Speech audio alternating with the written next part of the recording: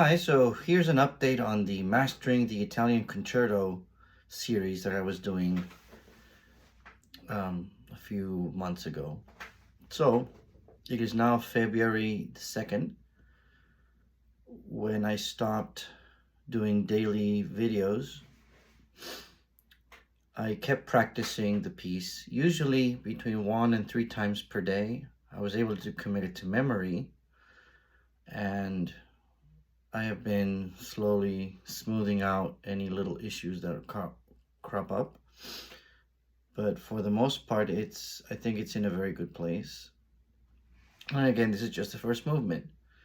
So if you're curious as to what that looks like studying the piece for this period of time, uh, this is what it might sound like. So here we go. Here's the Italian Concerto, the first movement.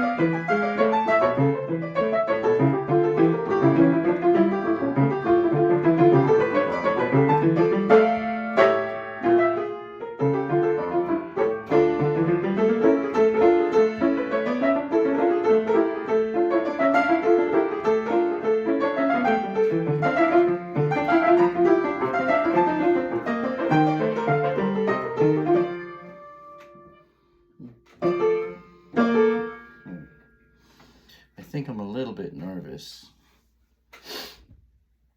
but let's go back a little bit.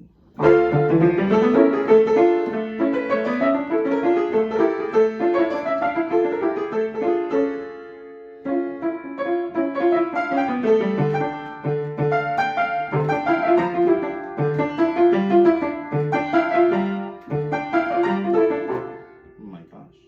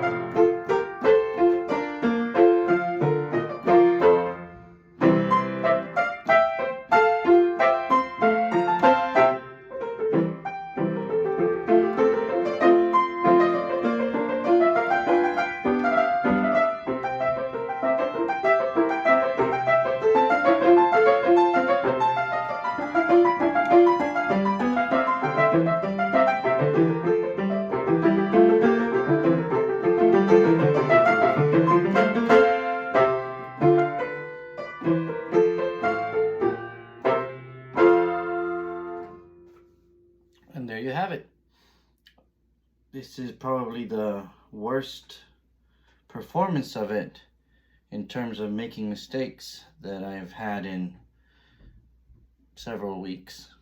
But I guess it just goes to show that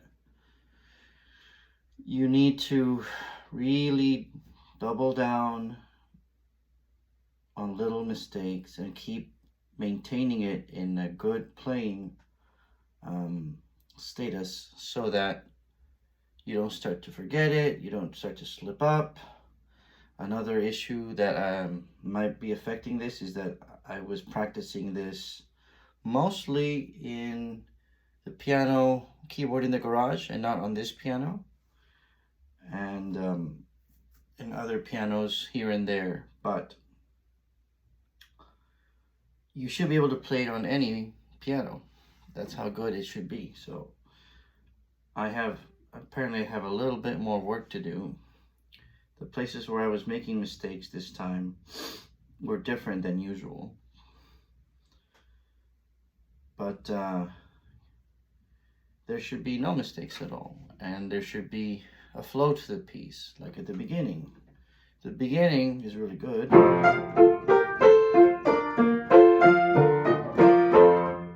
It should be sort of like, I don't know if imperious is the right word, but assertive. Like you're making a statement here. Here comes the Italian Concerto.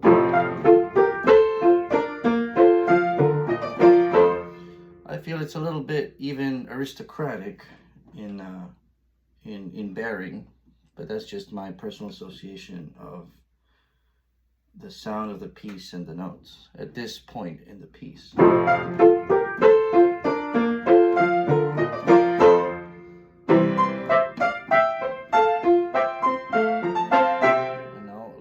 Quieter. A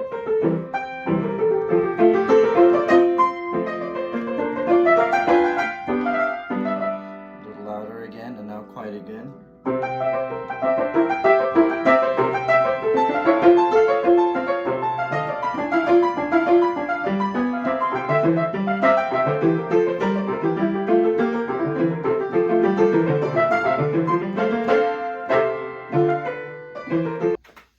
Here's the Italian Concerto. What comes next? So this next part, to contrast with the assertiveness of the opening statement, I like to make it more gentle, more quiet.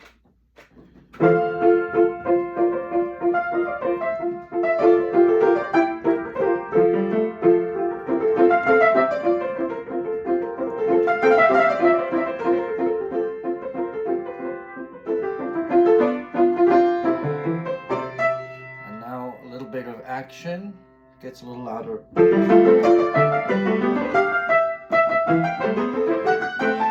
And this is one part where I'm having issues with these little trills that are supposed to signal these little motifs. I'm having trouble doing them in time. Sometimes I just play them at the same time and hope for the best. And that's not good enough.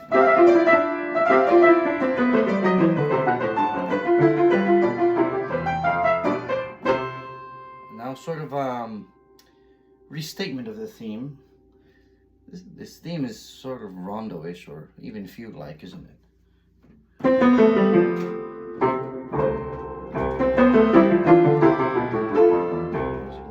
it go?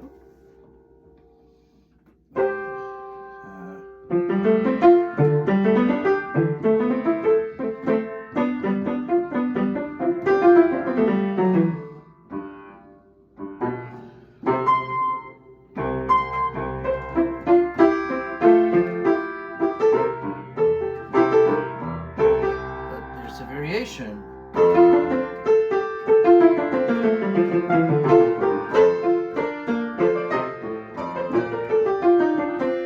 It serves as a transitional moment to take us to this other transitional moment, sequential moment.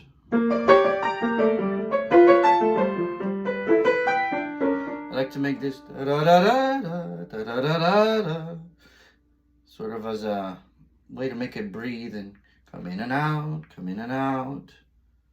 Give it a little bit more distinction. I don't really have another place where that would, at least to me, make sense in the piece. Again. I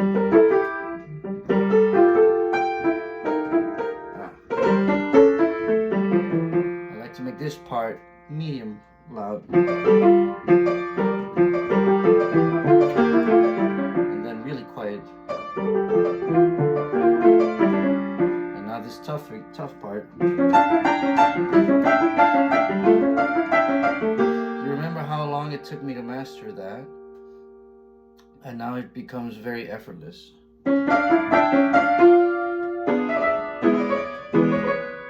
Variation of the, what do you call it? The pedal section in the second half of the theme.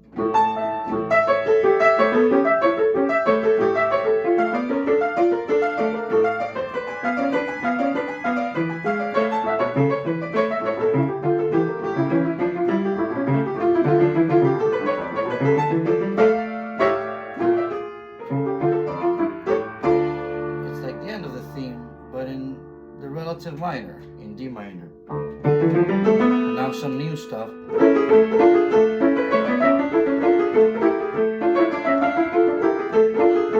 I have no problem with these trills for some reason.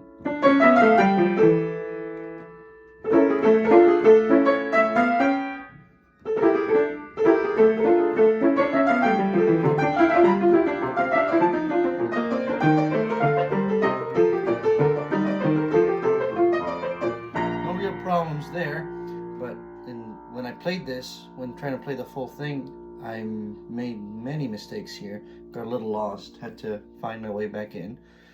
And if you don't know about this, many times a pianist, if they get lost in the middle of a piece, it's hard for them to come back at that exact moment. They have to kind of rewind, go back to a previous part and make their way back to where they got lost. But instead of getting lost, they correct the mistake. It's very difficult to just come in at the exact moment where you made the mistake, or even just a few bars before. It's rare. Maybe if you study the piece extremely carefully, you could do that. But in my experience, and I think in most pianists' experience, once they get lost, they have to go back a little bit and find their way back in again. So just thought that was interesting. Where were we? Just like now I got lost.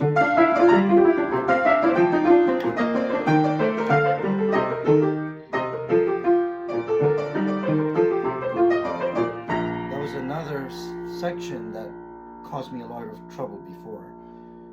And now it's almost effortless. I don't even think about it. Here we have a restatement of the theme. Up to here.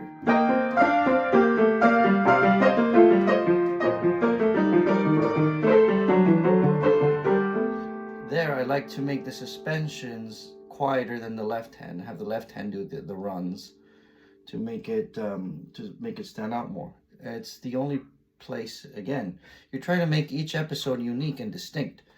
And to me, that's what makes the most sense in this specific moment. Let's hear that again.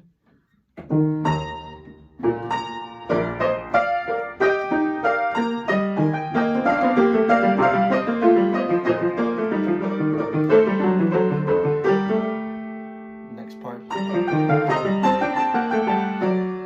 This part's very unique. It's got that trill.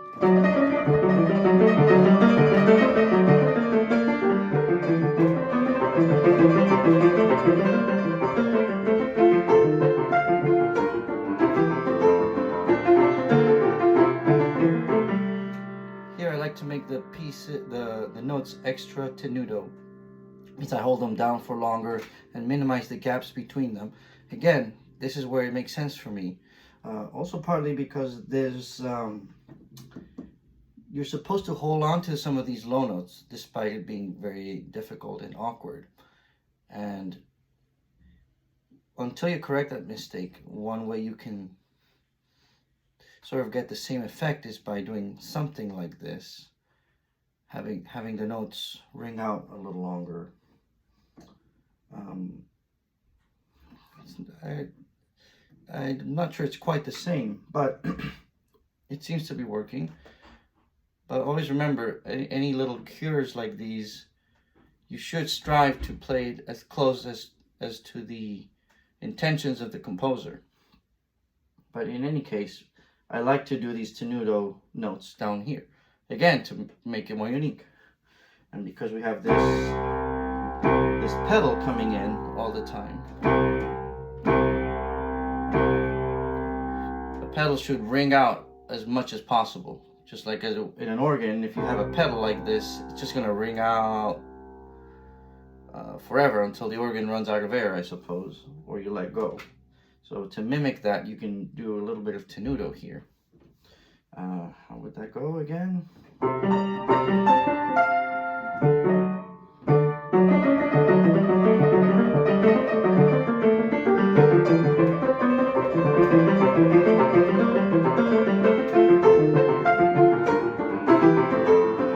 Here's the tenuto.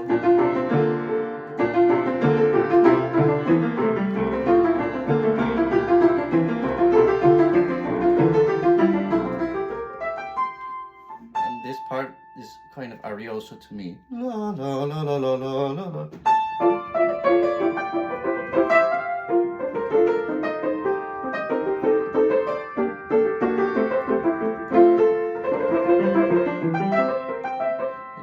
I do wanna say that I found the transitional interval or two-note chord that I think works rather well. Let me know what you think about it, if you don't mind, in this arioso section. How did that go?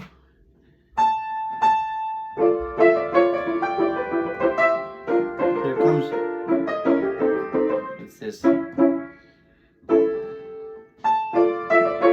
Here's without that chord and then with it.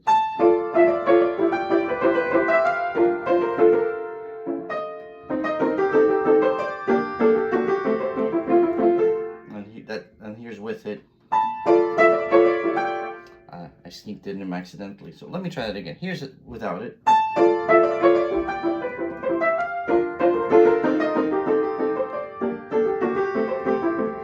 Let me try again. And now with it.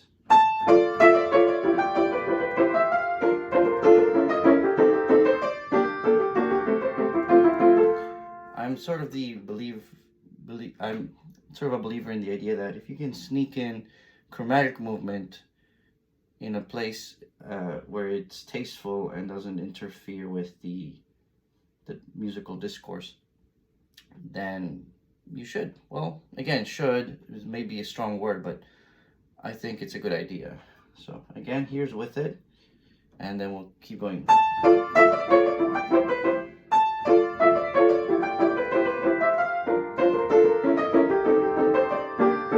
And Bach didn't write that, so you would be going out of the written notation. You should also judge whether that's something that the composer would approve or would be part of the discourse of it, or sometimes you might just be overthinking it. If it feels right, you might play it. In truth, even in Bach's day, performers would add their little flourishes and things. So I don't think it's too out of the realm of what's right or wrong based on the practices of the time. But there are certainly times when composers were not happy with the way performers executed their pieces or added their own little things. For instance, Beethoven, one of the reasons he liked to write his own cadenzas for some of his pieces is because the cadenza was typically a place where the performer would improvise an ending to the piece. And I guess for quality control's sake, or because Beethoven wasn't satisfied with the choices that a lot of performers made, he would just write them out and ask them to play it as written. And that's sort of been the norm up to our day. It's very common for performers to be instructed to not add anything and just do it exactly as the composer wrote it. But again, I think that might be going a little too far. Because again, in their day, performers would add things, and it could be tasteful, it could be not. That's one way that you could tell a performer's styles apart. But I'm digressing too much, so let's continue.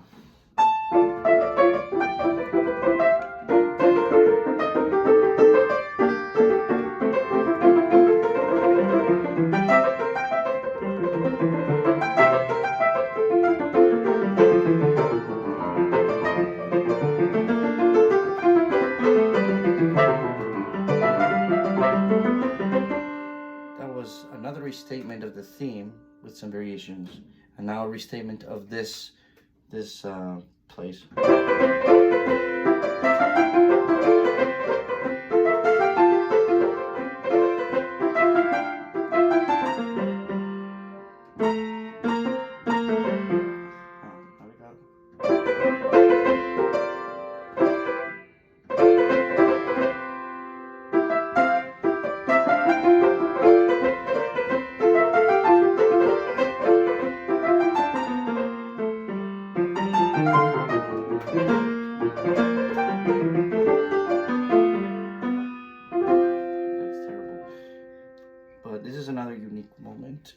In the piece, has these pretty baroque and ornate arabesque-like figures. Let's go back to here.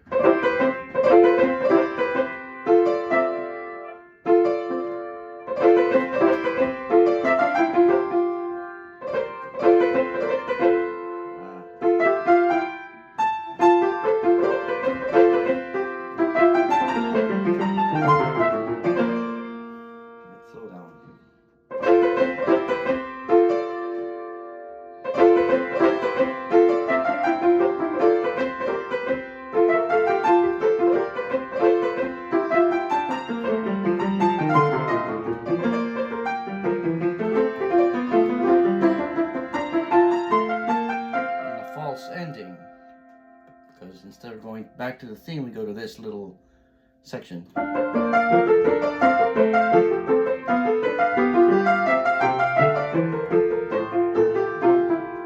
we're back to the theme, and for this little fake section, I like to make it sort of airy, ethereal, almost hypnotic, really. So let's hear that again.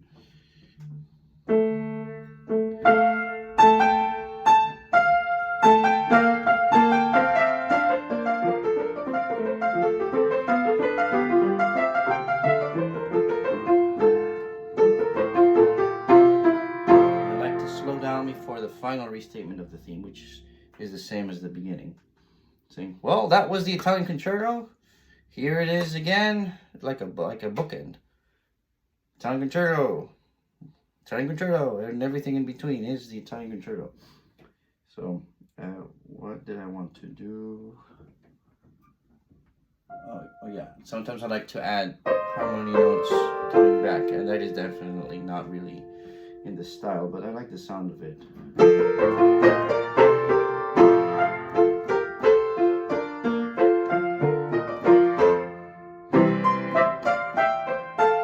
However, we shouldn't play this exactly the same as the beginning. We should, I feel, we should somehow acknowledge what went before as transformative, somehow influencing what came before, influencing what we're about to play. I'm not necessarily sure what shape that takes, but I think that should be the mindset with which to play this. And yet it's very hard to resist playing it exactly the same.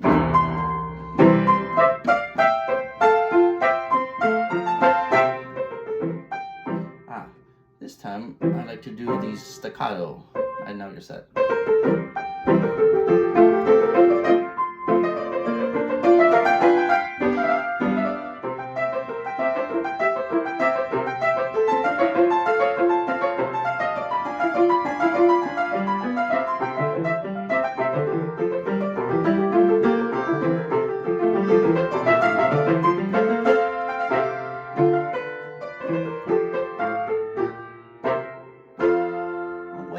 it is by adding little flourishes that harken back to things you played before, or even that don't. If they connect to what was played before, that's even better. But if not, you can say, well, you know, this is to separate it from the opening statement, this closing statement, which is identical musically in terms of the notes.